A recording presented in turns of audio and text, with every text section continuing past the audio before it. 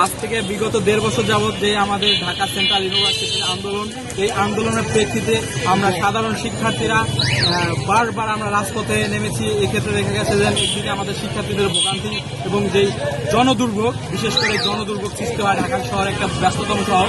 আমরা সকলে শিক্ষিত সমাজ, আমরা চাই না কোনো জনদুর্ভোগ হোক এবং যাদের কারণে আমাদের হাজারো শিক্ষার্থীর এই দুর্ভোগ, আমরা শুধু তাদের জন্য এবং জনদুর্ভোগ সৃষ্টি না করে আমরা এই অধ্যাদেশ মঞ্চ করছি, আমরা রাস্তা ব্লকেট না করে।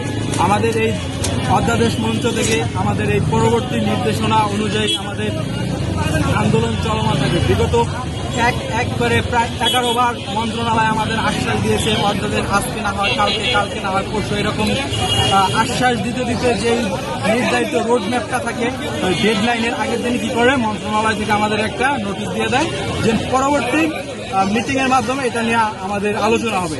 আমরা তাদের একটা কথাই জানিয়ে দিতে চাই, এই নাটকীয়তা আর আমরা দেখতে চাই না।